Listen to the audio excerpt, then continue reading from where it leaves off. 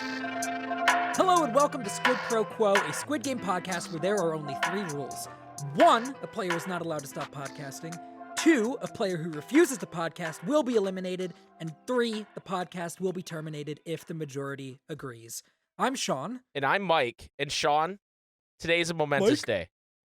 We have our first ever honorary Squid Boy, first honorary Ganbu on the show today. You may know him. Distinction, not honorary member of the Ganbu gang. Well, no, we're not part of the Ganbu gang. That's something They else. suck. That's something else. They're terrible. You may know him as the epitome of Kingdom Hearts content creation on YouTube. Ladies and gentlemen, he's anything but normal. Regular Pat. Regular Pat, welcome. Oh welcome my to the gosh, show. guys. Yeah, thank you so much. So glad to be an honorary member. I'm like the extra tentacle on the squid that nobody expected. You know? I'm like the bonus tentacle of the squid. How do you think squids work, Pat? Do you think they have bonus tentacles? I think yeah, no, it's like when you get French fries and there's like a bonus onion ring in there. Okay. Like nobody expected this squid to have so many tentacles. Like Here I Nemo am. with his little fin. Yeah, but it's a little flipper. You're just the tiny little tentacle. Yeah, I mean, I guess squids have at least 6, so there was 2 and now there's 3. So like, really, the metaphor died before it was born. Yeah, we're just we're just a regular plate of calamari over here. Yeah. Pat, welcome. Yeah, thank you so excited much to have for you having on. me. While people may know you from your Kingdom Hearts exploits, what they don't know is you are a Survivor/reality show contest type game aficionado. Is that true? Yes, yeah, correct. I have watched every season of American Survivor. That's 44 and a half now. Every season of American Big Brother, some Canadian seasons, the celebrity ones. So like I am knee deep in the social strategy reality TV gauntlet. So once I heard there was a Squid Game show, which it's so funny to me when people call the original the real Squid Game, which is not real. Yeah, it's not at all real. That's the fake one. This is the real one. On the so. show where people die, and it's like, well, wait. Yeah. No one dies. And what's funny is this came into my knowledge because Figgy was a Survivor player. I don't know if you guys knew that she was on. Okay, so no, I didn't know season that. 33 she was on, and her number was 33, which I don't know if that was planned or not, but she was on the 33rd season of Survivor, which was a great season. It was about like 6-7 years ago. She wasn't like particularly a standout. She finished like pretty middle of the road, but I follow a lot of Survivor players on Twitter, and I kept seeing that like, oh, Figgy's in like this new Squid Game show, and I loved the original show. I watched it back when it came out. So I was just like pulled right in. So I binged the first 5 episodes like the day after Thanksgiving. And I found out that you guys were doing a pod about it. So, and I asked them, I want to be on it before I even listened to the podcast. So. Yeah. He said, I want to be on the Squid Game Challenge podcast. And he hadn't even listened yet. But now you're caught up, right?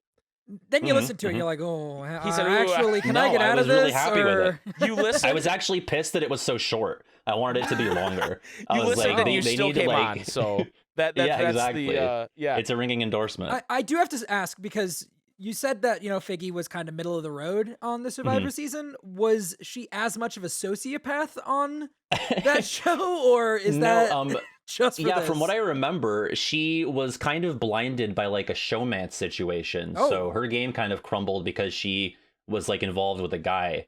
So at least she course corrected on that, although she ended up dying pretty unceremoniously in the battleship. Yeah, I think warship. I think her and Trey there was probably a showmance happening there if she hadn't gotten eliminated. Yeah. It felt like they were trying to build it a little bit until I think so. Yeah. The break our untimely hearts. demise. Right. So what do you think so far of the show? Well, I should also note for the listeners, I am the only person here that knows how to follow the rules. Pat, the only rule is to agree, Sean. The only rule is to agree. Pat, you've seen the first 5 episodes. I have, yeah. Okay, so I have also seen the first 5 episodes, but not any farther. Yeah, but we're recording this on the day the new episodes came out, and me and Pat showed a lot of restraint not watching the next one. Oh, Mike, I'm really proud of you for doing the bare minimum, Mike. Thank you very much. You didn't watch the episodes. Yeah, you're welcome. Pat, what do you think of the 5 episodes you've seen? Are you enjoying the show? I really am. I went into it with low expectations. And I think I've had this like a similar experience that you guys have had, in that I think a lot of people are kind of dogging on the show on social media and the critics hate it. And I think Mike said an episode or two ago that the critics are usually pretty harsh on reality TV. Like, it's not going to be, a ratings, like a critical darling. But ratings wise, it is, because, as I think, again, one of you said, it's like the top show on Netflix right now. Yeah, I mean, the production is insane. Like, it's just nuts. Like, I legitimately find myself forgetting that it's not, like, they're not going to die. Like, it feels so palpably real. The contestants too. Yeah. Which I think the elements of it all, like being in like a cold airport hangar for 7 hours of red light, green light, and like being fed shitty food, like, I think it gets to you. And there's just so much pressure on these folks. So, and I have to say, and it was, the third episode of the Warships episode, I think Mike said that was like, he liked that one more than episode 4. I'm like the opposite. Like, I thought Warships was so boring. I hated, like, I thought, and like, I agreed with the set design being really cool, and like the concept of like the switcheroo that it wasn't tug of war, but I was like kind of like, jacking the speed up to like 2.0 to get through it. Okay. All right. But I will say, for the people who say that the show is like, semi-scripted or rigged, and I'm sure the producers put their thumb on the scale every now and then, but like, I don't think they would let Brighton go out that unceremoniously in Warship. Like, they're not going to burn one of their biggest characters and like the antagonist of the first arc on Warship, where he has like, and maybe it's karmic that like he had no say in it. Like, he was such a control freak. Like, he like compared himself to Jesus, the ultimate competitor. The ultimate competitor, Jesus. Yeah. And famously, Jesus was sunk by Judas in the Warship. So I guess that was the famous sort of maybe it is scripted. Corollary. Maybe You could be right. This is actually in the same way that Lord of the Rings is an allegory for the Bible, so is Squid Game. Squid Game. It's based on the Bible. What I was gonna say is, like, they could have chosen not to highlight Brighton, right? Yeah. Right, exactly. But I think that's one of the cool things about the show, is that they're highlighting people and you expect them to go a long way, and then they're cutting off their legs, right? Not literally. Yeah. And just some of the people on the internet, I don't want you to think people are actually dying here. But I think that's really cool about it. That's what's really, really awesome, is they're, because they're not highlighting everybody, right? And maybe some of the people were pretty uninteresting. But they could have been like, oh man, Brighton gets out in the second game or third game or whatever, and we probably shouldn't highlight them. And they made the choice to do that, and they kind of tipped their hand to us on that in the first episode when the first woman they showed. Yeah, like, I have Starla, a dream, right? and everybody's dreaming, and she's the first to go out. So I really enjoy that about the show, that they're not scared to highlight people that are going to get out early and often. She was singing that Tangled song in the interview room, and when will my life begin? No, the I Have a Dream. I missed it. What? Well, like, her life ended very shortly after, so I thought you were setting that up. That is a Tangled song, right? Yeah, but I've. All right. Well, listen. I haven't seen it in a while. Okay. Anyway, Pat, we should. I want to. Yeah, Sean, go ahead. Yeah. You're the host. I just work here. I'd like to ask you some questions that that we've asked everybody each episode here, and then that can transition into the answers that we got from the last episode. So our first question that we asked people for episode 1 was, if you were one of the 4 people at the end who had to pick the shape for the cookie challenge, what is your strategy? What argument would you make to get the other players to agree, and are you willing to take the umbrella? God, here's the thing. Like, I would like to think that I would be principled enough to like go down with the ship, like the first 2 batch of idiots, and get killed. But I think in the heat of the moment, I would, like, at the last second, I would settle on umbrella, but I would try my damnedest to at least get star. I think the move is to go for like the second to third best one. Like, don't go for. I think triangle is the easiest. I agree. Yep. I've been saying this. A true believer. They're like, oh, the circle's easiest. It is not. The triangle has edges that you can break off. Yeah, the edges easily. are huge. Yeah. Yeah.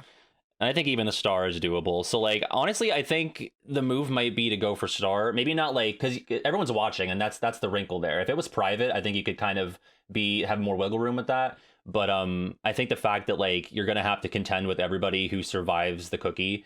You don't want to appear like you folded immediately. So, like, maybe try to, like, put up the facade that you're fighting for triangle, but maybe settle on circle or star. I would definitely not turn to the camera and be like, I don't know how to say this non-sexually, but spit on my cookie or whatever the fuck Spencer said, because that did not work out. You wouldn't That say was not that? the strat. I would not. Would No, I don't think that's really the path. Would you look at the camera right before a challenge was about to begin and be like, I'm fucking full of ink and ready to go? For those listening, that's how I opened up the call here. They were like, "Are you ready to go?" I'm like, "Yeah, I'm full of ink and I'm ready to talk Squid." Let's squid it up. And Mike hates it. It just makes you uncomfortable thinking about your ink. No, that's fair. That's entirely fair. I don't want to think about you that way. I also think it's interesting that you describe it as like being principled enough to take out the rest of it, because in my mind, I'm petty enough to take out I guess the that's rest kind of the that's the crew, other side you know? of the coin. Yeah.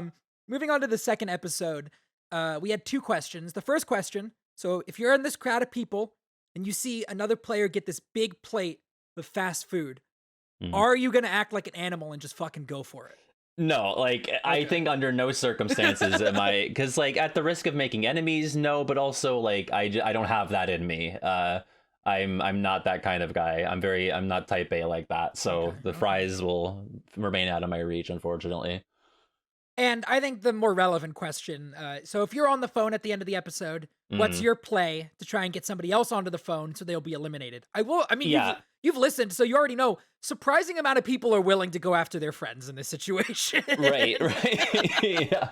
I mean, I think, so the way that he did it was the worst possible way. He was He had, terrible. no poker face whatsoever. I think you got to say like, oh, they told me I already got a reward, so it has to be somebody else. Or you say, hey, it needs to be somebody with a 4 in their number, or like somebody who's an odd number, or like anything that's like slightly specific, so that you're casting a broad enough net so it doesn't seem like you're like outwardly targeting somebody. Because like saying to Brighton, like trying to get him to get it, like that's so obvious, like that's so transparent. So like I think you have to kind of settle for anyone but me at that point. Like you can't be greedy and try to like specifically get somebody. Well, so and anything besides chocolate muffin. I know I've said my piece on this already, but like once he had that interaction with Brighton where he was like, Brighton was mad at him, it's off. Like, you can't pick him. Yeah. I know you want that guy to go it's- out, it's but over. it's like, it's done. You can't do it. Like, he's going to suspect that you're trying to get him out. Yeah. And I have to say on Brighton, while I'm thinking of it, you can't even be that upset or sad about him going out in warships, because there's like no way he's going to make it through like people voting. for He him, would have because he's lost in getting this set up vote at the in end. episode 4. Right. for So sure. it's like you can't even be that upset that like, it was foretold from the beginning. Oh, foretold. And I guess this wasn't actually part of the question, but with some of the answers that we've gotten, I do want to know, would you be willing to go after one of your friends for it, or are you going to try not to? I mean, not this early in the game. Like, I think people like massively undersell the value of like having a Leanne to your tray. Okay. Like anybody at all that you have some sort of bond with is such a valuable asset. To burn that so easily and so early is foolish. I think like once you get down to like, the 20s or, like the 10s, I think that's okay. But I think you gotta, maintain connections and relationships this early on. Agreed. See Mike? See Tyler? No, I See, agree. guys? My argument was that none of these people are Monsters. actually my friends. Right, yeah. that was my That's fair. argument. That's fair. Unless I That's went in fair. with my mom or something, but even then I might vote her ass off too. So Right. And I guess the last question from last episode, which will kind of lead us into the responses and this one. At this stage of the competition, so the no spoilers for future episodes, Pat, who would you vote to eliminate in this test and why? If you look at the Squid Game, the challenge in the Bros Discord, I did post a picture of the board of who was remaining. Oh yeah. So I have the website. They have like the whole. Is it the same there thing you with go. the? Okay. God. So, who's even on the table? We're talking about the task where they have to take out the top 3, Yeah. right? yeah, so at the end of episode 3, Mhm. who would you vote for? Yeah, I think you gotta get Joker Lorenzo up there. But like, it depends on how privy you are to like his tendencies. I think that'd here's be the pick. thing about I mean, Lorenzo though, Pat, is no Yeah. one knows what he wore in his talking head, so Right, they that's the don't thing. know So, that like, he's the Joker. Yeah, I'm speaking from like a place of like omniscience, Right. so yeah, it's tough. yeah. Joker. I'm so happy that's like on. And also, spoilers for this episode as we're going to be talking about it. So sad that he's gone. Yeah, that's a massive blow. Yeah, okay. Let's get into. I've been talking a lot. Mike, do you want to read the email that we got? Yes, we got an email. I would love to read an email. This is from Kim, who emailed us, I believe, last episode as well. Yes. And she says, "Hello again, Squid Boys. Kim again, and also my son as well. You can call us 302 and 301, LOL. Okay. We didn't discover Squid Game until late last year and found your podcast, also too late to respond, and really enjoyed it. Oh. We also learned about the challenge from you guys and have been anxiously waiting for the show and your take on it. So glad to be able to participate this time. To answer the episode 3 question of who to eliminate and why, my son has a strategy that if you want to elect a new person, make sure it's someone who has already voted so they can't turn around and elect you. Oh. Yeah, that was huge. I had that in my notes. It's all about line placement. Oh, that's Or smart. vote for someone at the end of the line, so if they don't put you up in their turn, there's not enough contestants left to vote you out. I added the caveat that you will also make sure it's not someone with strong alliances that are in a better position to avenge their mate. I wasn't able to get episode 2 answered in time, but neither of us would shark the food off of the tray, but would absolutely accept some if 198 offered. To get someone to answer the phone, 198 should have said art because I can't talk apparently. To get someone to answer the phone, 198 should have said because he already accepted a prize, he couldn't be the one to answer again, and someone else needs to pick it up. Off to binge the new episodes. Thank you, Kim and Son, whose name we don't know. Yes. 301 and 302 of our little Squid podcast here. We appreciate you guys. If you want to be like Kim, you can email us at squidboys with a Z, SPQ at gmail.com. That will be in the description as well. And you can also join the Discord where Sean, I believe, has an answer or two for our episode 3 in the Discord. Yeah, I have an answer from Tyler, who, you know. Boo. No, I'm just kidding. Boo. Maybe, possibly, you might be hearing his voice at some point in the future. I don't know. We'll find out. But Tyler's just said, I would definitely get rid of one or both of the mother-son combo. Their odds as a team are too good. And I don't know about that. I know. I think he's onto something. I think so? if you can identify any sort of pairing, like you got to break that up before it consolidates later on in the game. So I don't hate that. I think you get rid of Trey. Obviously, I think he's going to end up being the more capable player out of the two. I think Leanne might be more capable than Trey. Oh, absolutely. I think Leanne is more capable. I just get the feeling that she would like take the fall for him at some point, or I think she so. would want him to go on. You don't think so? I don't think so. I think she'd be like, you'll get some of the money anywa's. Right. Yeah, that's true. I think she'd be like, goodbye, son, without a second guess. Yeah. I think she'd just do it. She'd just be done. Well, there was one earlier where I think it was even in the first episode where he was like, man, could you really do something to somebody like this early in the game? And she's like, oh yeah, easily, in a heartbeat. Yeah. So she has some of the best sound bites. I have multiple notes. I cannot wait to get to when they're in line and the voting goes down because it's such a good moment. I have multiple notes that just say Leanne after it at the end. The things she said. Yeah. She's super funny. She is very She's maybe one of my favorite contestants at this point. Anyway, was there any more answers or was that it? That was it. Okay. It was just Tyler. I had said at the end of the last episode, I thought people were going to go for either TJ, Brad, or B. I was totally wrong. Completely. To be fair, you brought up Lorenzo, totally but you thought people weren't aware of his Joker status. Right. Which they weren't, but he lets it be known himself in this episode, as we'll see. Yeah. With a silly move on his part. So let's, I guess, dive into the episode, fellas. Episode 4. We start off and it's, they announced in the last episode that, hey, you guys are gonna have to vote 3 people off. And they're giving them 30 minutes to discuss. And as the 30 minutes gets on the timer, you just hear Leanne go, "Oh Jesus!" Just made me laugh. Yeah. We get a group discussion here, and circle time. I think it's so funny. Somebody goes, "Is there anybody that wants to go?" Yeah. I wrote down Man Bun 418 asked if anyone wants to just die now after surviving like a 7-hour red light, green light, and all the other shit they've been through. You just die right now. I guess. We get. If anyone's up for it. Apparently, there is a big enough idiot. We'll talk about him in a minute. Yeah. But we get the doc. Yeah. The doc is rubbing people the wrong way. Okay. Dr. V, cult leader 330, I call him. I feel kind of bad. I guess he is a bit of a cult leader. I don't know. I feel like I watch him and I feel like he's trying to interject fairness into this brutal competition. Right. and nobody He's is trying to having be positive, and that rubs people the wrong way. He's like, yeah, I said Dr. V emerges. Everyone hates his plan and him. Yeah, He tries literally. suggesting what to do in the event of a tie, and they still hate him so much. He's like, we should play a game, and then whoever, like, the three people that lose the game would be out, and everybody's like, no, boo. No, Leanne's they're like, already I like doing the games. chaos of their game.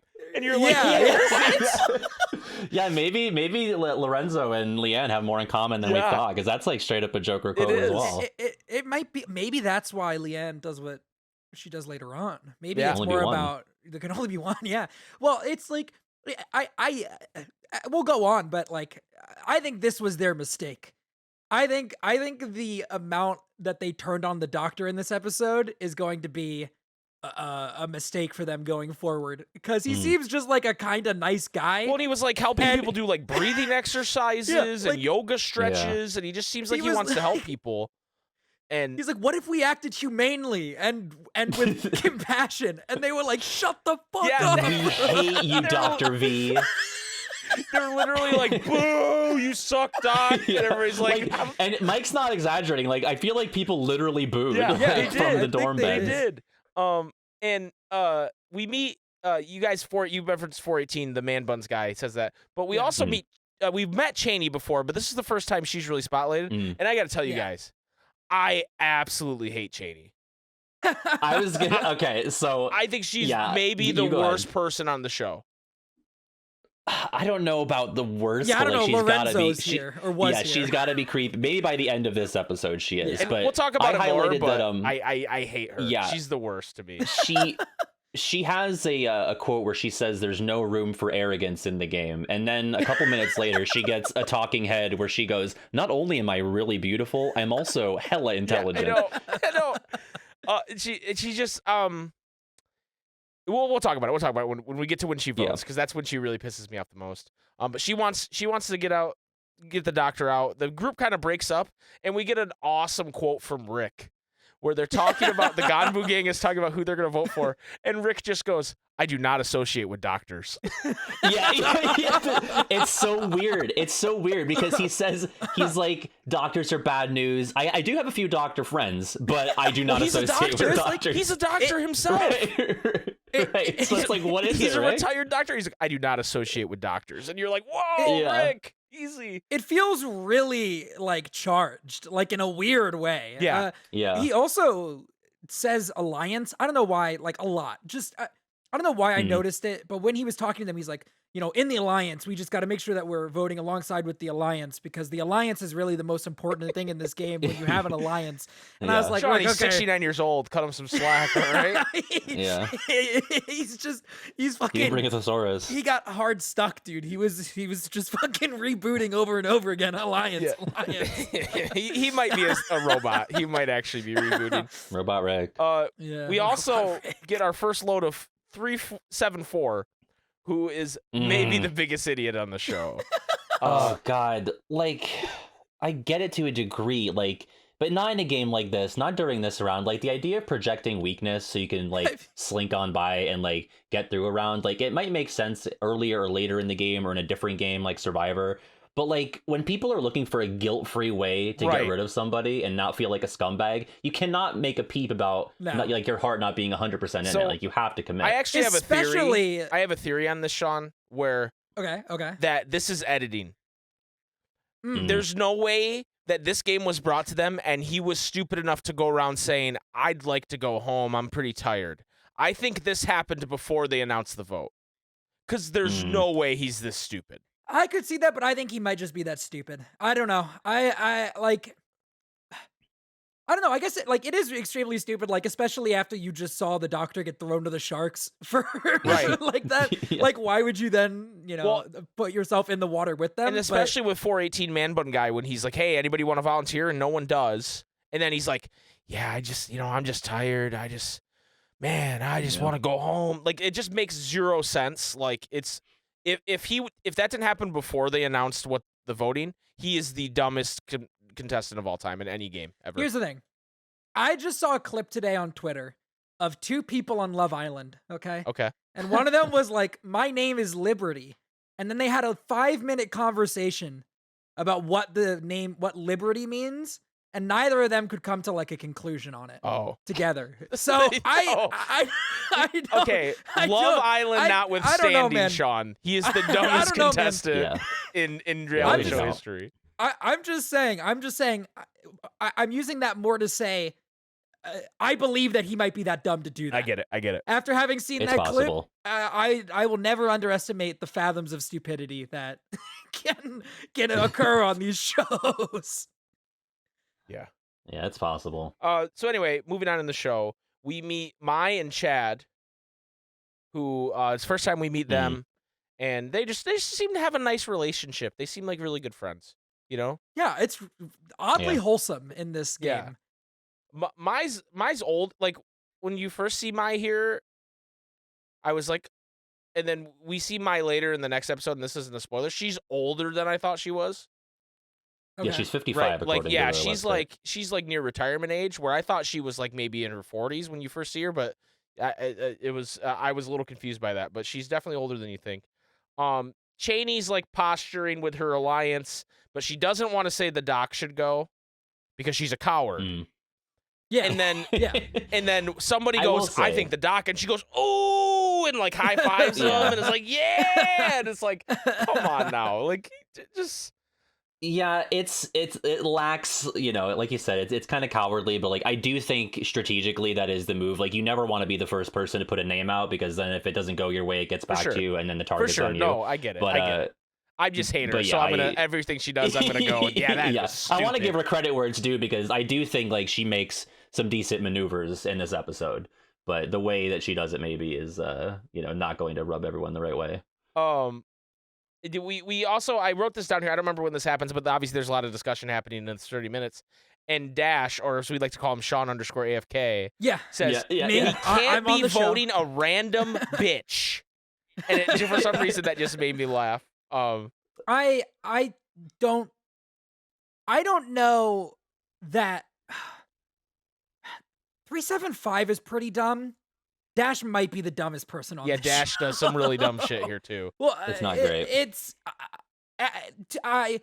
I kind of want to distance myself a bit. I don't know if I want to refer to Dash as That's fair. Sean_AFK anymore. That's fair. Because You have to get some hair dye. I don't know. I gotta change my haircut because look, I'm not the brightest, cookie in the challenge or whatever. In the playground. In the playground, but Brightest I cookie think in the playground? What is that analogy? Yeah, like from before? From episode 2? yeah. Dude, I know, Pat but knew where I was going with Cookies are that. bright. But Except for I Star wouldn't one. do that. I would. Ooh, That's a good point, Yeah. Pat. Thank you. Thank you. Mhm. now who looks stupid, Mike? Not me. That's why I'm here. Not me. I don't look like Dash, so I'm good. Oh no! It's like friendly fire. Yeah, sorry. We get another moment with Cheney where she says karma is crazy. And I'm like, what did the doc do to deserve this? I think that's part of my problem with her is she's acting like he's like an evil person. And it's just like he was trying too hard. He had compassion. Right. Yeah, basically she's like treating him like a dictator, and really he was just kind of cringe. Like that's really right. The, He was just being too positive. the gap of, and she's acting like he's like some war criminal. We get the talking head with her that Pat described, where she talks about how beautiful she is and how smart she is. But then she says, tell me you "I'm wrote it not down." some dimbo." And I gotta ask you guys, what the fuck is a dimbo? I think she conflated like dumb and bimbo. I think that's what happened. Maybe it's the like second evolution of Dumbo. Oh, He gets like a second typing. Dumbo, Dimbo. Yeah. What's the third one? Probably 374. Yeah, there we go. It's just They 374. don't tell us his. They don't tell us his name, do they? Yeah, that's like, again, not to jump too far ahead, but like there is no pomp and circumstance for this guy. I feel like the show was happy to They were cut like, this "Get guy this loose. fucking We idiot never outta learned his here." name. Well, yeah, He's just yada yada completely. like he just served them up like the perfect stupidity that is so fun to watch. Like you could not script it better. Oh, and then we get to like what's to me is like the main crux of the episode. And they, for some reason, during this 30 minutes, send people to cut up apples. Yeah, why? I don't understand why. Or their apples were there and they saw them, so they said, "Hey, let's cut up these apples." I don't. They're not exactly clear. Leanne is one of the people to cut the apples, and they go to present the apples to everybody, like, hey, we made you guys apple slices or cut up apple slices. I love this. And Lorenzo fucking hates apples or something. He's like, I'm not trying to hear no apples. That's not a donut. That's not I don't even want to hear. That's not a chocolate. I don't want to hear about no apples. And it's like, what are you doing? I think what it is actually, Mike, is that like he refuses to believe that someone could have done a good thing for another person. Like that's what's throwing him off. He's like, there's no way someone would just like cut up apples and give them out to us. Like this has to be a trick because he's the Joker. He doesn't believe in like the human soul. He basically said that himself. It's true. Like he did say that. He's not tethered to such concepts. So it's like these must be poison apples. Exactly. I feel like he thinks that there's like cyanide in them because he's thinking that's what I was gonna do. You know? Yeah. So he's very rude about the apples, and Leanna's not happy because she's a little old-fashioned, you know? And you don't, if you do something nice for somebody, like cut up some apples for them, you don't be rude to them, okay? Because that's going to get you voted off in the competition, okay? I'm glad that it happens because fuck Lorenzo, but Leanne does take it very personally to a slightly weird degree. It's insane that she votes him off because of the apples. Like, don't get me wrong, it was the right choice. Yeah. If you're me or you watching this show, but Trey doesn't even vote with her. Does he not? I don't even remember how Trey he voted. votes for 374. It's clear. He doesn't. He's like, Ma, that was. He's I don't like, know my mom's lost her fucking mind. I'm not voting with she's her. lost the plot. And there's no there's no penalty for him voting for 161. He's already up on the board. Oh. Trey votes for 374. It's insane. I want to give her the benefit of the doubt that I do feel like. I feel like she says, you know, like he's been rude this whole time. Yeah.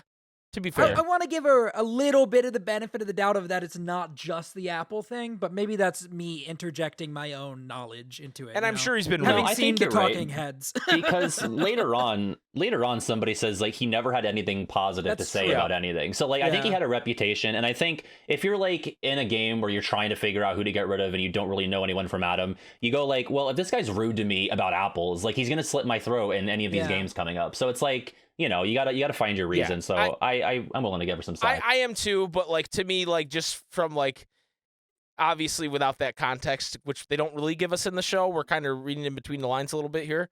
Yeah. It's a bit insane for this thing that this happened. And yeah, it's fresh on her mind. It happened probably less than 10 minutes ago. Like I get it, but it's just really funny to me. So the voting starts, and 445 decides he's gonna be up first, and Leanne right behind him. And 445 just goes 374. And 374 does the I think you should leave. What? He's like surprised for some reason. What do you mean? It is Tim Robinson. It's Tim Robinson. What? Right. What are you talking about? And it's like I'm trying to do something. Yeah, dude went around telling people he wants to leave, and then his like surprise Pikachu face when he gets voted first. I want you guys to know I looked him up on the Squid Game website, the little page on Netflix. So his name is Andy, and do you want to guess what his job title is? He's a 374. He's a teacher. He is an entrepreneur. Oh, okay, well, okay. So he's unemployed. So I think it explains a lot. So he's unemployed, is what you maybe. Yeah. It might be. I have to. There's a website. Yeah. I'll link it to you right now. It's be careful on that website though. Be careful. Yeah, I don't know. No. I don't know if So it's actually really neat. So anyone listening, if you just like Google like Netflix Squid Game The Challenge cast, the first link is going to be this page with all of like the little squares that all the players are in, and you can actually sort it by episode. So you can like start on episode 1 and it has everybody there after at least all the people after red light, green light. And then you can go further in the episodes, and it actually shrinks the cast down to you. And the bios actually change and get filled out more the further you get into the show. That's cool. What would we do without regular Pat, guys? Oh my god. The fucking Squid Finder really project over here. Yeah, exactly. Yeah. that was a very specific the Kingdom name, Hearts joke for everybody. I'm sorry. I'm sorry. I just opened up B's, and I just want everybody to know that B would use her winnings to buy a farmhouse with animals. Hell yeah, B. That's That's awesome. so awesome for B. Oh, Anyways, so we get this talking head with Andy, and he says that he was projecting weakness, and I maybe that Yes. was earlier. I don't remember, but I just typed, "What a fucking idiot." It's not great. What I love is after he gets voted up first, it cuts to somebody going like, "That's so savage." I'm like, "You were gonna do it too." Yeah, you're all gonna do it. And then we get to Leanne, and Leanne is big mad about the apples. Yeah, And she votes 161. And there's a couple things that happen here that we get Lorenzo saying there's snakes everywhere in the Squid Game, which fucking made me laugh super hard because he's just insane. And then there's a woman who I don't think we get her name. She's blonde, and she says, "I'm so impressed with 301 or 3." I don't remember if she's 301 or 302. I'm so impressed with her. That took a lot of guts to do that, and I just wrote Slay Queen because I thought it was really funny too. Yeah, I believe that was who I have in my notes as very British Amanda. Yes. She was like the blonde lady cutting the apples with B and Leanne We've seen in the her kitchen. a few times, yeah. Yeah, she's just kind of hanging around. I think she's like kind of like a satellite entity to the Holy shit! Sorry. to them. Now that I have access to this fucking website, Amanda, an international Taekwondo champion. Oh my god, good for her. That'll come in handy. Yeah, I oh man. All right, so I wrote we get a montage of people voting, and they show Trey not vote with his mom, which I think is just absolutely insane. And then we get Cheney 179 up there, and she votes for the doctor. And this is what really makes me cringe about her is she looks up at the screen and goes, "Yes, I am serious. Dead serious." Is that what she said? And just stands wants her there moment. for a long ass time. Yeah. And it's Yeah, she's chewing the scenery. right. It's like wow, you were such a badass. Oh yeah. And it just drives me nuts. Go ahead. I'm always asking like the dumb questions when I'm watching this show. And I'm just like, what if they don't put a third person up?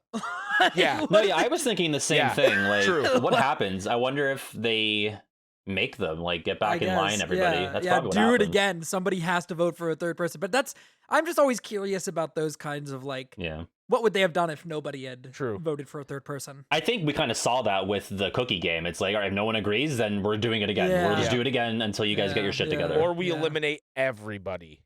Nobody gets the money. So the next vote of consequence we get is for the doctor. Is the doctor voting Cheney back. And he says, good-looking guys up there. Think we need a woman. Oh, hell yeah. I forgot he said that. Oh, Lord, Doc. That's not great. I think though the move, it's like it's really his only move. I think, right? Yeah. Because you got to get another candidate up there who's not one of the three already up on the board. Or wait, at that point it was. No, it was 374 Andy. Yeah, okay. Him, Lorenzo, and himself. So you got to get a fourth person up there. And I think to harken back to the email with the strategy about being in line, like he had already waited for her to vote. I don't know if it was a conscious choice, obviously, but like I think it's really smart to gauge the physics of the voting situation and realize, okay, well, she's out of contention, so now I can put her up. That's one less vote that's going to be like in retaliation. So yeah, I think that's the right move from Dr. Yeah, Blue. I agree. I don't think he really. I think he was kind of fucked no matter what he did, but that's what he had to do there. Yeah. And if by some miracle he had stuck around and not voted for her after she put him up there, like that's projecting more weakness than the guy asking to go home. Right. Right. Like, yeah. You can't just lay down and take that. The next vote of like big consequence is Lorenzo acting like a psychopath. Okay, hold on. He walks away before he votes, I held my breath. Because I was like, is he going to kill Leanne? Is he going to murder her in front of everybody? And then he says the dumbest thing I've maybe ever heard. He fumbles. I'm sorry. I had to see if it was 302 or 302. And Leanne goes, that's the same thing. Like, I think he wanted his big moment, and like he's young actually. If you look again at the website, I believe he's like 21, so he must be like very nervous about getting like his big TV moment. So like he probably should have said like, is it 320 or 302? But he just totally chokes on it, and Leanne is like, idiot, it's the same number. I very much wish that, and obviously this is real life, so they can't do this, but give them like Nerf swords or something. I wish we could have had an episode where you know the episode of actual Squid Game where they have to like barricade themselves in the corners and overnight like they're all trying to kill each other. Yeah. I really wish we could have had that episode. I mean, Brighton just running in with like a Nerf There's sword. 5 episodes left. Yeah, you don't know, Sean. But I feel like the people that I would have wanted to have seen do that are out at this point. Okay. That's, I want to see Brian just like fucking Like, dual wielding Nerf yeah, katanas yeah. and just like Dual being a wield. maniac. Yeah. Dash does his dumbest moment, which it's not dumb yet because he talks about Yeah, no, it's smart now. Cheney's the leader of an alliance. I want to get her out. I think he's definitely overestimating Cheney's importance. I think if he makes That's a what I was gonna say mistake as well. here, that's what it is. But then it's what he does after the vote that makes him an idiot. We also get. I think Oh, go ahead. that he makes her the ringleader of that alliance. I don't think she Mhm. was until he went after her, Right. and was like, "Oh, because the who's in that? Is TJ in that? T- I group have as the well? list. It's TJ. It's Darius, TJ, and Jesse. Because I think before this, after TJ's performance in Warships, if Dash hadn't done this, I think TJ would have become like the leader. Like I feel like they would have kind of looked at him and stuff. But I don't know. I just Dash going around and telling everybody. Yeah, "Hey, later guys, on, yeah.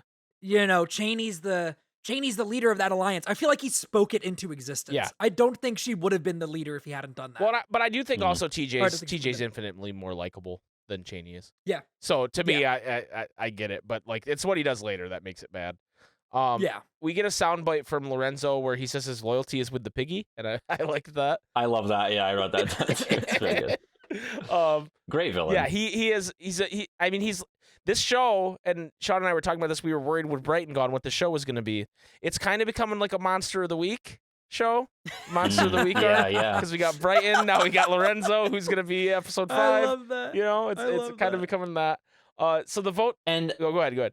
so I just wanted to say, I think the key with a good villain on a show like this too is the admittance and like owning Yeah. it. Like if you're gonna go in the talking head and be like, yeah, like people are shit to me, like they're the scum beneath my feet, I'm gonna treat them as such. Like then it's good. But if you have somebody who like tries to moralize and like won't like cop up to what they're doing in the game in their confessionals, then like it comes off as hypocritical, it comes off as unlikable, but like you can kind of like maybe not root for Lorenzo, but like, you know, it's more entertaining to see somebody kind of relish in the chance to be so villainous. He is who he without is, right? so much consequence. He's Yeah, not exactly. playing a game. This is just him, and so it's a little easier to root for someone like that than someone that's playing a game and admitting to it, right? But he's just Yeah. he's not doing anything. Like I think if you put him, if there's Squid Game the reunion in like 5 seasons, you put him in, he's acting the exact same way. Nothing's changing. Absolutely. As we get to like the end of the voting, Mike and I both had the same thought, and I want to know, Pat, if you also had the same thought, which is when that last guy went up. If I was the last guy, 10 times out of 10, I would have put my own number up.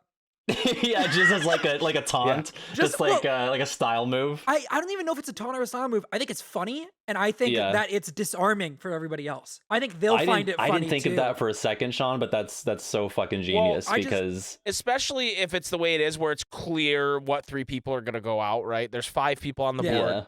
You know, one of And them. there's no way one vote is going to You're get not you gonna out, put like- yourself in a 3-way tie with 1 vote or something. You know what I No, mean? Like no. that would have been funny.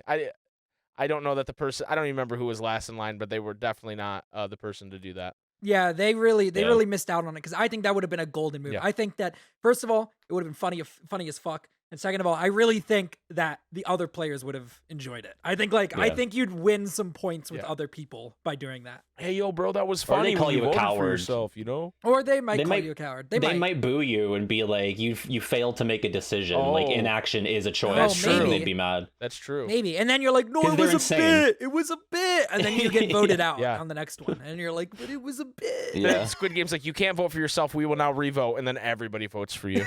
Yeah. It could backfire for sure. All for the bit, dude.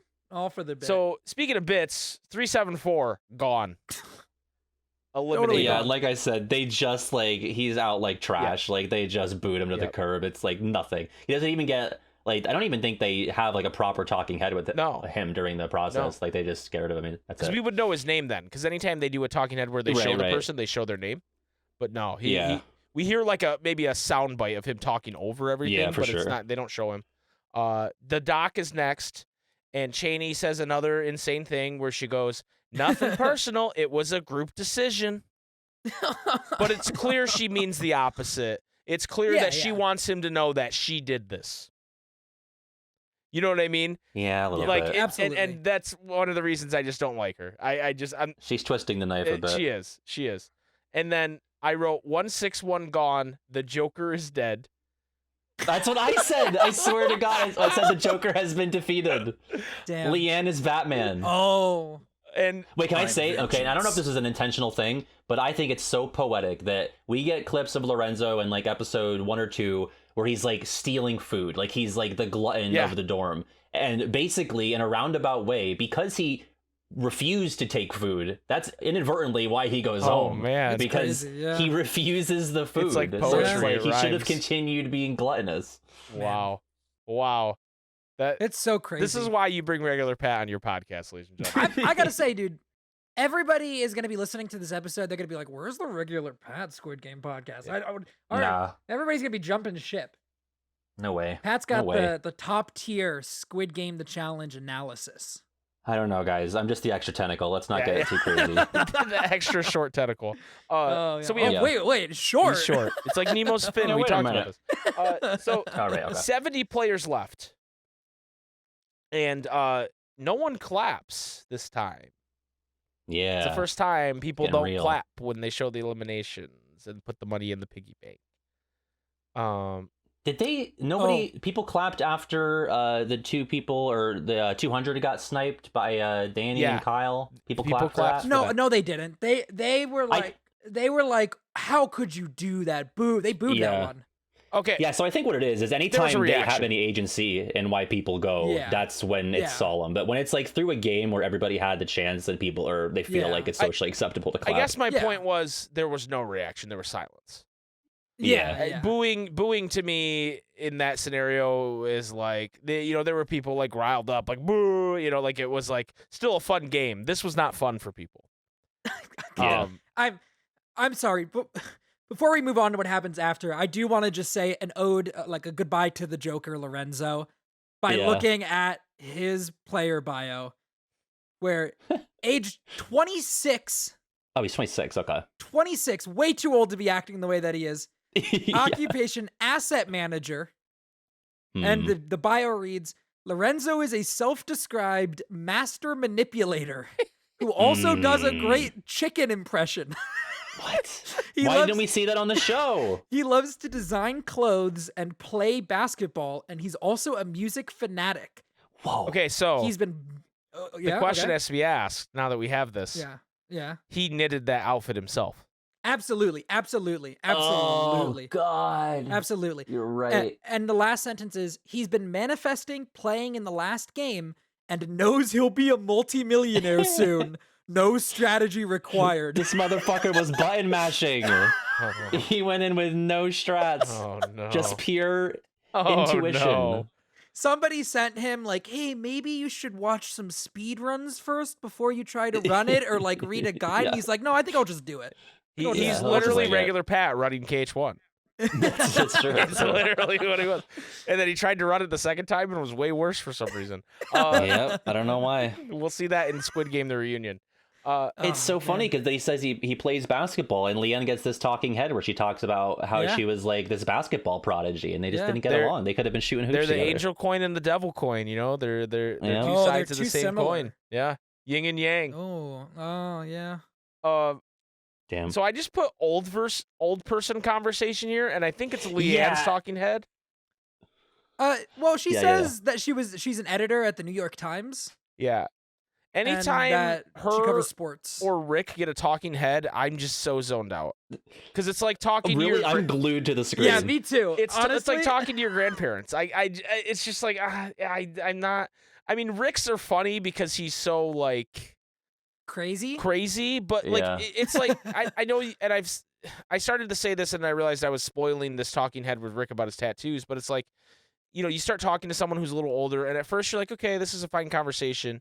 And then, like, at a certain point, it is just this, the old person could be talking to a wall. They could be they could be talking, and you're just sitting there like, okay, how do I get out of this conversation without being rude? Because they're nice people, but it's like, man, and that's how I feel listening to them.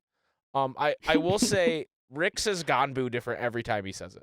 Yeah, absolutely. I also got to say, I don't know if you guys noticed it. It's somewhere around here in the dorms. Rick is having a conversation with somebody, and the conversation ends, and then it just cuts to his face, and he is just fucking staring at the person he was talking to. Like, his eyes are so wide. He's like, I was like, okay, you're gonna love this. Go back to episode 1. After Leanne crosses and red light, green light, there was like a guy staring at her wildly, and I was like, what the hell was that? And I realized that was Rick. Like, you didn't know him yet at that point. But then when I saw him later on, I was like, that was the bug-eyed guy from red light, green light. So you'll have to go back and look. oh my god. I'm not spoiling anything, but I have a pretty crazy theory on Rick, and Pat is just leaning into it super hard with this that he was staring. I do have my own theory about Rick as well. Oh my god, I bet it's the same theory. We'll get to it. Once we get to the Steven stuff with the Dachi, we'll get into it, I think. But yeah, let's save that. So then during this moment, in between the two old people talking heads, Dash talks to Cheney and Sean. Yeah, no, wait, no, never, no.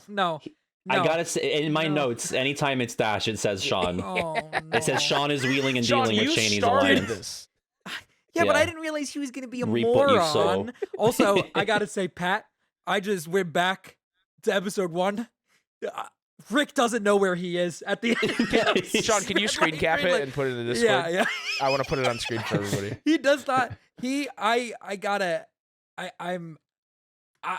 I legitimately don't think that he knows where he is right now. He's having fun. It's the eve of his 69th birthday. No. He's not just having chilling. fun. I think he's having flashbacks. Yeah, he might be. Oh, To the bees. Oh, Just thinking about the bees. I wonder what my bees think about me. If I can I get this face? Is my thing isn't wanting to it's let me see. Maybe I can just screenshot the whole screen. There you go. That way. I was trying to use Gyalzo, but Netflix wasn't liking it. So nope, it's still showing it as a black screen. I'll find a way to get it. I'll grab it for you. If I know you how can to grab it, thanks. Yeah. But meanwhile, while Sean is having technical difficulties, Dash is committing suicide. He's having social difficulties. Because he goes in the locker room and goes to player 54, which I don't think we get her name. Lucia, according to the website. And he just goes, hey, I voted for Cheney. There is no benefit to you telling people this. No There's benefit at zero all. benefit. not only did he say that, he said, I voted for Cheney, but I'm lying. Yeah. Yeah, like openly admitting to the deception. What is there to gain? Why is he throwing his game away? Fitting that he's in the bathroom for this because he's flushing his fucking game down the toilet. Yeah. Zero reason to do this. And 54 basically says to his face, like, that was dumb. Yeah, she goes, like, you gotta be fucking careful. Yeah, because don't say that. She knows she's going to go right to 176 Darius and tell him. Yeah. But in the meantime, we get a little bit of a breakdancing from 210 in between. That was pretty crazy. It was so pretty sick. wild. It was so sick. That was pretty sick. I'm voting him out next based on his breakdancing ability. I guess I don't know if you spotted this, Mike. Leanne's doing some standing push-ups on the bed. Yeah, I did, but and she's become what she swore to destroy, which was a bro. I didn't want to call her out because they're pretty poor push-ups. They're pretty terrible. They're not great. Bad form, Leanne. Oh my god! Wait, I have a theory now about Leanne based off what Pat just said. I think Leanne voting out Lorenzo is like if Batman ever killed the Joker. Yeah. It's like that. It's why he does it.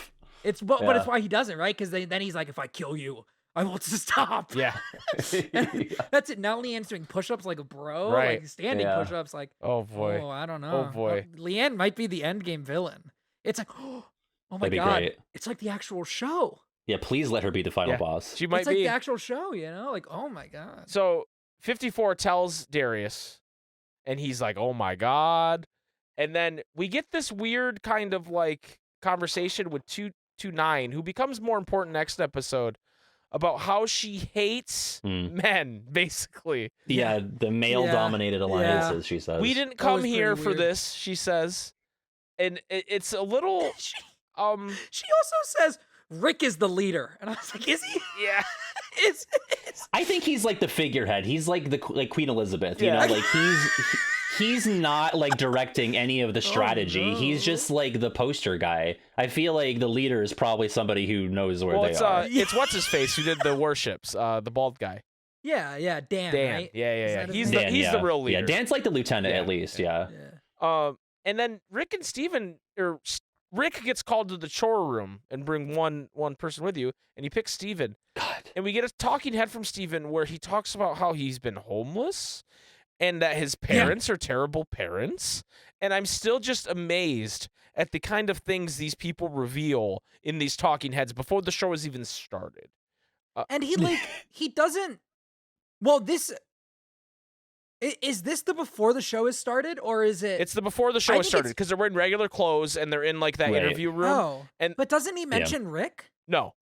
In the talking head, I don't think he does. He mentions Rick in a talking head later, but he's in the boiler room, which is post show. Okay, yeah. Well, because I was gonna say it feels like he gets really close to saying like, Rick is my father. Yeah, I mean that happens later a little bit. A little bit, yeah. But then they're in the chore room, and it's the jockey, jockey. I don't remember how he says it. Yeah, I don't. I have it as Dachi. That's I don't know if that's. Dachi. I'm probably not nailing the pronunciation, but yeah. And it's very clear at this moment, Steven didn't watch Squid Game. No. Yeah, I was like, what? How do you not know? Like, this is like episode 1, is it not? Right. Steven did not not get like recruited. Kind of iconic imagery of it as well. You know, he knew nothing about Squid Game, and Rick's like, oh, you could tell Rick is a super fan, dude. Rick, because he's so fucking good. He's dominant, is what I wrote. He's dominant. He's goated at it. He literally every time flips it. This is where the conspiracy comes in for me. Oh, can we get into it now? Go for it. I don't know if this is nuts. Yeah. We can. Okay. I mean, like, remember, Sean hasn't seen episode 5. Right, and that's all good. I don't think. I'm just trying to figure out, like, does Squid Game the challenge end in a typical way? Like, does it end like a Survivor where like the premise is seen all the way through and we get like one winner who like gets it through traditional means, or is Rick a plant to some degree is what I'm trying to say. So this is my theory as well. He's so good. This is my theory as well, and it's more supported by things that happen next episode as well. So I wasn't going to get into it, but Pat's right. He's so good at it. Now, when you say he's a plant, do you mean he's a plant because they don't want somebody else to win, or he's a plant because they're trying to emulate that? They're trying to emulate that plot point. I think the only issue. See, I can't talk about this. So here's the thing. Okay. Yeah, I think he's a plant. I know what you're talking about, Mike. I think he's a plant. I think he's going to show up at the end of the game.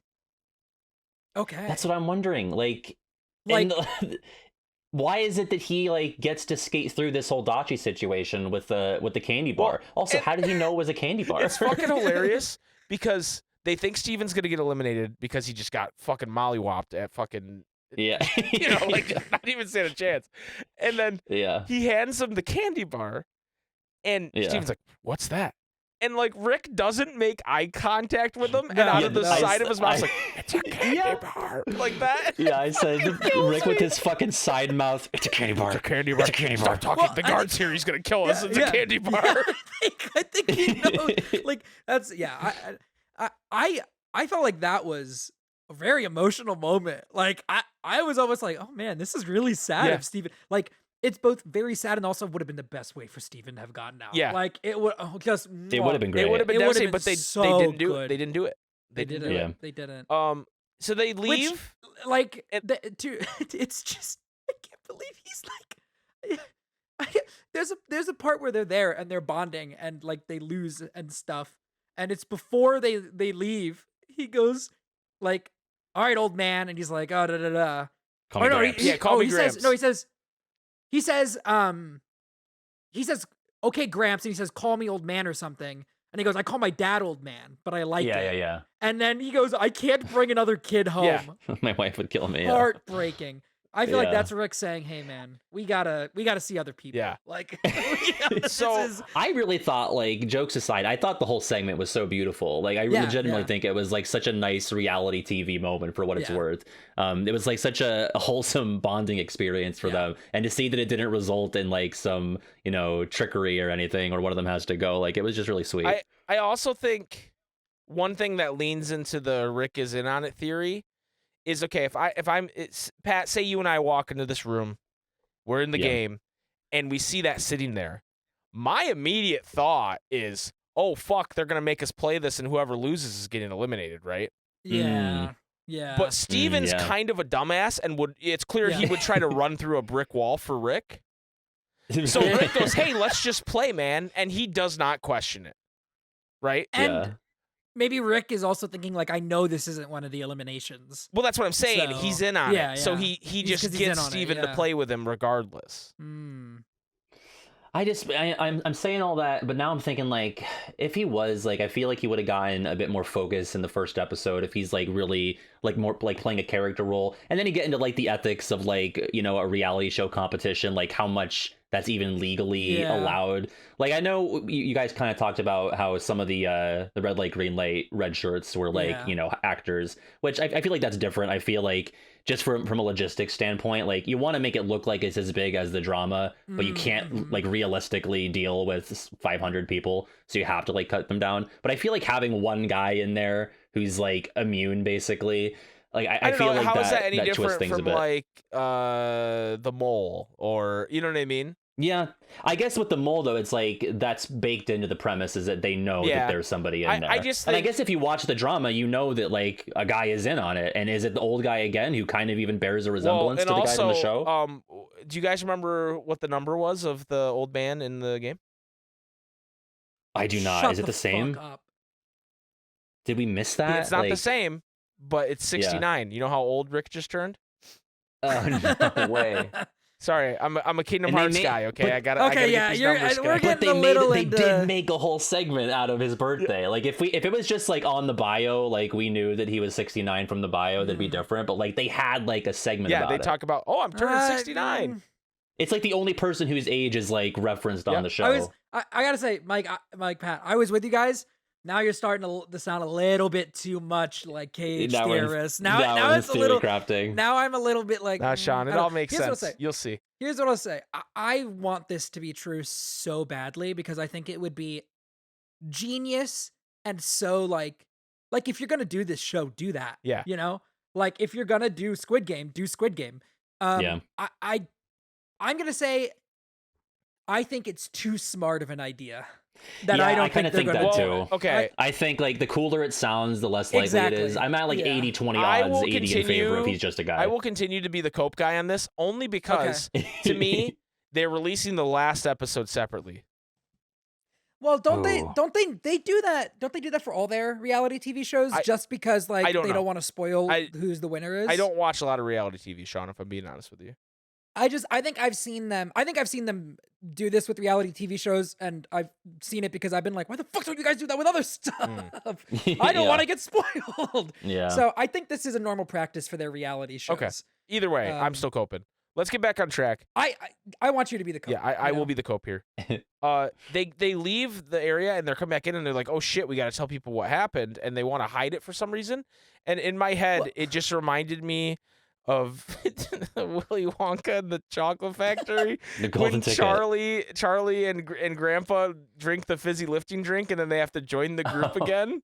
For some reason, I just made that connection. Okay. Mike, I thought you were going towards the line of, like, they have a candy bar. Maybe there's, like, a golden ticket in the candy bar. The way the candy bar. See, the candy bar doesn't get resolved this episode, so I feel like it doesn't. It's Chekhov's gun a little bit. Yeah, I don't know what's going on. Yeah, like, with the you don't candy see bar. anyone eat the candy bar. Yeah. I will say, you say, like, they are like, what were we doing? Steven's not thinking about it for a second. No. It's Rick. Rick is the one that's like, wait, what were we doing in there? And Steven's like, oh, right. We were doing dishes. We were doing dishes, yeah.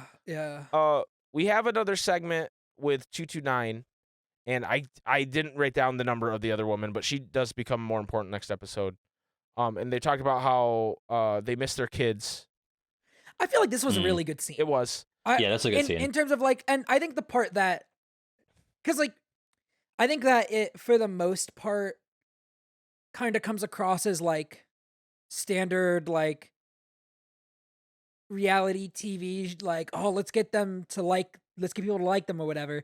But I think the part that, like, made it feel very real to me was the idea of them saying like they feel guilty Yeah. for going to do this, even though like they're trying to make their kids' lives better, they still feel like guilty for doing that. And I thought that was a very real and very human emotion that I thought didn't feel fake. It, it didn't feel scripted or anything. Well, and you can tell they're like good friends in there already, even though they've only been there a short amount of time.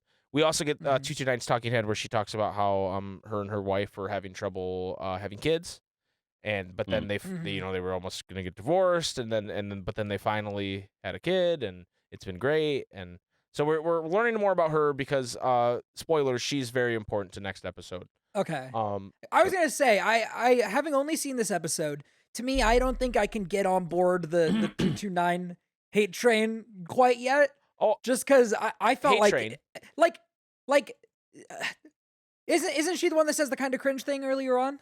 Oh, about the men? She says the thing about the men. And, like, I'll even give her, like, some room on that because I do think, like, in reality TV history, like, especially looking at Survivor, Big Brother, like, there is a kind of, sordid past of, men kind of, I don't think necessarily, like, targeting the women, but, like, these competitions and, like, these situations, like, they tend to favor the men inadvertently in some cases. And so I think, like, there should be probably some attempt to break that up early so you're not stuck in the end game with a bunch of, like, muscle heads. Yeah, I don't dislike 229 the way I dislike 179. Okay. To be clear. Okay. I just it feels like that scene earlier when she's talking about that, it kind of feels like it kind of feels out of nowhere a little bit because I think that's the first scene we get with 229. Yeah, I don't think she does a whole lot before this. Yeah. So like the fact that it's like the first thing we get from her is that whole scene talking about the guys feels a little weird. But by the end of the episode, I feel like I'd really come around on her a lot more based on like what they say at the end about like her and her wife and her having that conversation in the showers and stuff. So I don't know. I guess I got the vibe, Mike, that you really didn't like her, and I'm not sure that I'm there. No, I don't. No, that's not how I feel. Okay. It just 179 cool. is the only player that's really. It's just my gears I mean, right now. 179 is. And she's the new villain. She's got to replace Joker Lorenzo. So then we get the hook of the last part of the episode where it's the second social game they're playing. They need 5 volunteers, and the volunteers we get are 183 Jesse, 375 Joel, and then 229. Her name escapes me. It's like it starts with a P. Felicia, yes. That's correct. And then 130, who I don't think we ever get a name, and 87, who I think we get a name next episode. And those are the 5 volunteers. And then Kyle is his name. 87. Kyle, yeah. And then they bring out a table with 6 boxes, and they say, "Hey, all the 5 volunteers stand in front of one box, and the boxes will either eliminate you, allow you to eliminate other players, or give you an advantage in the next game." And then that's how the episode ends. Yeah. And I will tell you, Sean, this is some of the most intense shit in the show so far. Oh, okay, because I was going to say I felt like this was the weakest cliffhanger yet for me. Mostly because... I do agree. I agree it's a weak cliffhanger, but knowing what's to come, I think it's some of the most intense shit that happens. And I think it's mostly because like let's be real, they throw up 5 people that you don't really care too much about. Like they work to make you care about 229 a little bit throughout this episode, but the rest of them I think I've only like seen them in passing. Yeah. So in terms of like oh no, what's going to happen with this cliffhanger, it feels definitely like the weakest to me. I'll tell you, it's not about the people with the boxes, it's about what they do with them. Interesting. Okay. And I think Pat will agree with that it gets pretty wild. Yep. You familiar with the works of George R.R. Martin, Sean? Okay. Oh my God. What does that mean? What could that possibly mean? Okay. I will say, like, before because we kind of have ended here, but I did have a few notes that we didn't touch on that I want to... Yeah. Hit us up. I really want to, like, we talked about it as we were going through. I want to really nail... Dash is going to get his legs broken. Like, the way that... we didn't really talk about the scene where... Is it Darius? Is he the one who tells? Yeah, he's the one that rats him out. Yeah. When Darius tells like 179, I worried for Dash's safety in this. Yeah. In this That's right. We didn't talk environment. about that scene. You're right. She looked ready to kill. Yeah. So I think Dash is in real physical harm or physical danger. He doesn't know it, but he's that Simpsons gif with Milhouse. Danger. And also, like, we kind of skirted by Rick's tattoo, but Rick says he has a tattoo all the way up his leg. That's like a tree or it's like a flower or something. And it has all 18 grandchildren tattooed on it as like little branches going off of it. And I was like, who are you? Well, Sean, you try remembering the names of 18 grandchildren. They're always with him. I'm now imagining before Thanksgiving every year. Let me roll up my leg. Let me just roll up my pants and let me just look. There's you, Timmy. Yeah, I also it's been mentioned in the past that he's a beekeeper. And I haven't mentioned this yet on the podcast, but I don't know if anybody else has had this thought, but whenever they talk about him being a beekeeper, all I can think of is the Rick and Morty joke about your dad's beekeeping age. Like, have you guys seen that clip? You know what I'm talking about? Yeah. I've never seen a Rick or a Morty in my life, Sean. I've not seen the episode it's from, but I've seen the clip all over, and it's pretty funny. Your dad is like beekeeping age. Just I'll have to send it. Maybe to you, Rick Mike. will align with bee. Seems like a natural sort of. Yeah, Rick could be. There's a kinship there. He'll finally find out what the bee says about him. Yeah.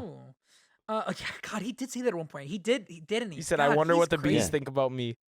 All and these just people stared are at the insane. camera. It's like fucking do androids dream of electric sheep? It's like this fucking like metaphorical do the bees like care about me? like philosophical question. I really can't wait.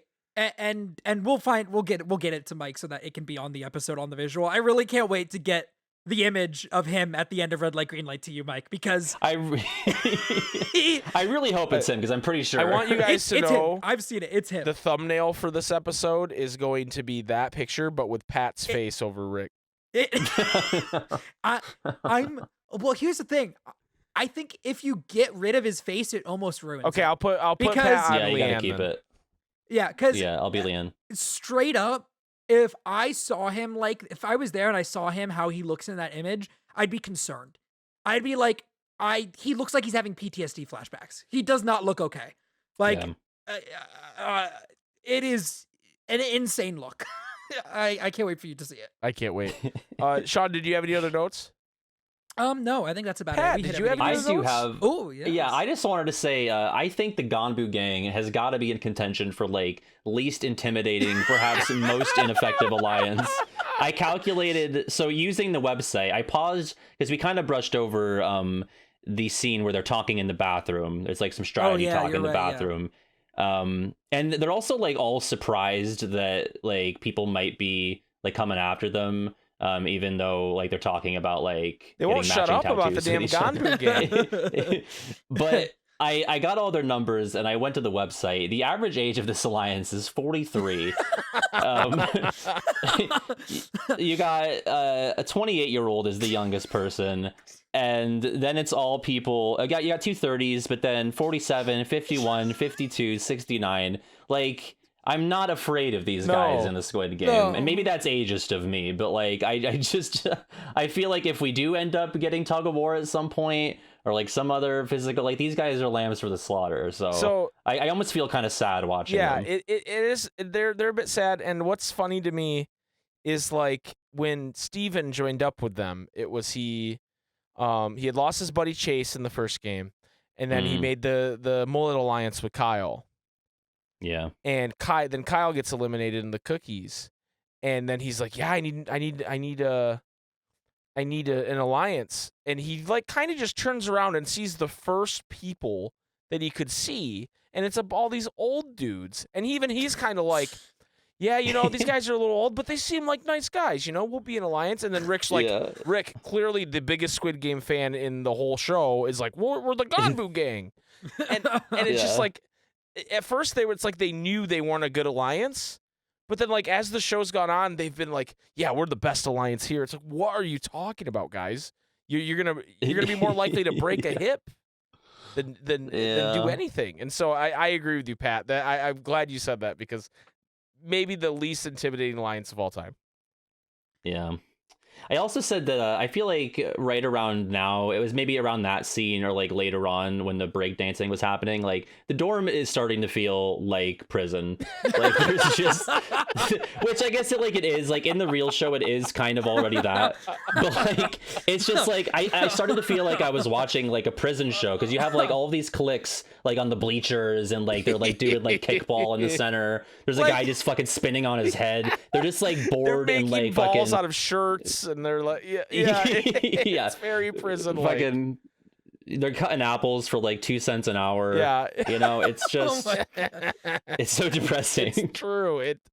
Maybe the people on Twitter are right about it being like exploitation of these people. Okay, I mean, it's always been that. Go back to the real world, like that's reality TV in a nutshell. I do have to say, like, yes. Is it exploitative? Yes. Yeah, absolutely. All that stuff. The tweet I saw that I was like, okay, you clearly haven't watched this show, is people were getting mad about so they were getting mad about the, I can't even think of his name. Spencer? The Mormon guy, Spencer. They were getting mad about Spencer, but they were referencing in their text Brighton. They were like, somebody dropped out of college for this show, yada yada, and you guys are like, eating this up or whatever. I'm like, okay, to be fair, Brighton's an asshole. Like, also, I feel no sympathy for Brighton. I miss him so much, by the way. No, I miss him. Yeah. Here's the absolutely. thing. Brighton dropping out, like he says this, we're taking him at face value. He played for a Division I college football. You don't just drop out if you're any good. Yeah, I don't know. I'm sure you just that's. I thought you were gonna say like he'll pick up a semester at some point, but yeah, it may just be like he's not like sorely needed. There's more to that story. You know what I mean? Yeah. Like he wasn't getting playing time, or you know what I mean?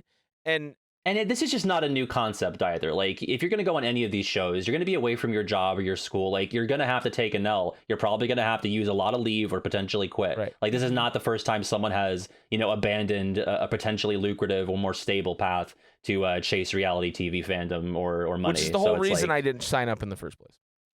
Right. Because it's tough. I couldn't leave my job for this extended period of time and still have it. So yeah. It would have been crazy if you had been there, though. Sean thinks I would have been eliminated immediately. When have I said that? Yeah, the first show, you said, I'm so glad you didn't do this because I think you would have been eliminated immediately. You said they would eat me alive. Did I say that? Yes. I got nothing to do with this. You did. I say that? As someone who listened to the episode more recently than you guys recorded it, I'm not getting into this. I don't. If I did, I stand by it. If I didn't, then you're crazy. No, you said it. I wasn't offended by it. It more or less was you. He did reading, say it. Okay. Reading like, Mike, you're a nice guy. It was more yeah, like yeah. that. It wasn't like, oh, you. It wasn't that you're incapable. Yeah. Oh, Yeah. Was it because of like the stuff at the end of the episode, not red light, green light?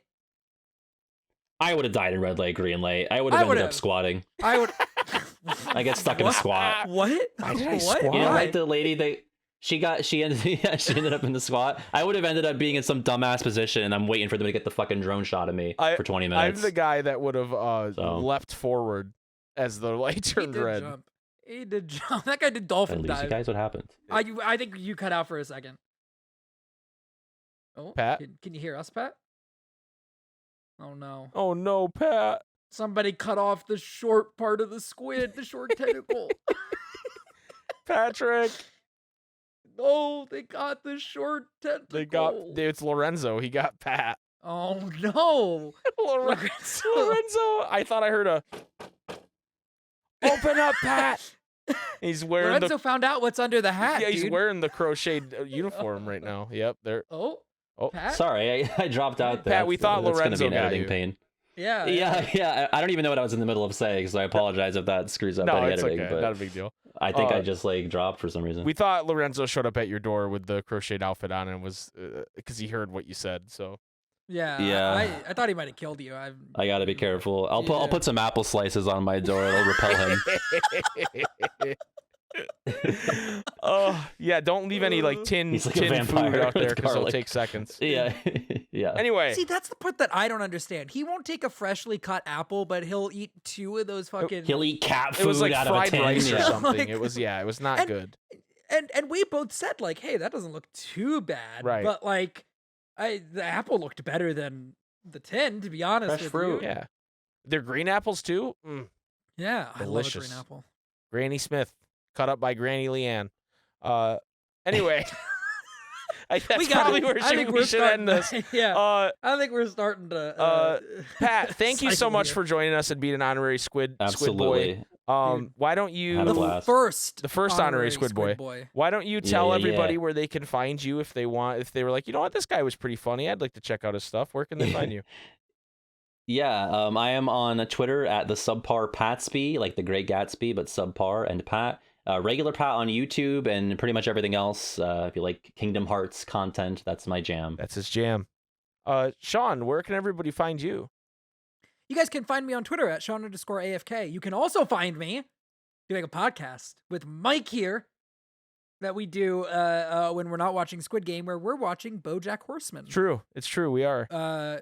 Called "What Is This?" a crossover episode. It's on the same YouTube channel and stuff as this. But yeah, I've never seen BoJack Horseman, and Mike loves it, and we're on season 2 episodes of season 2. Yep. Yeah, season 2 are coming out, and it's pretty good. You guys should go listen to it. Sean, what would you if Kingdom Hearts is regular Pat's jam? What would you say is your jam? Oh, the Cosmere, the Stormlight The Archive books. Cosmere. I'm a nerd. I read books. Yeah, I'd say I'm the Cosmere guy. Okay. And you can find me on Twitter at SpikeGhetti Bros. And obviously, you're either listening to this on Spotify or on YouTube. If you're on YouTube, you're in the right spot. And I would say my jam is grape. Nice. Really? Yeah. Love I'm grape Okay. over strawberry Grape and a is so PB&J good. for Okay. sure. Grape is the Okay. best jam.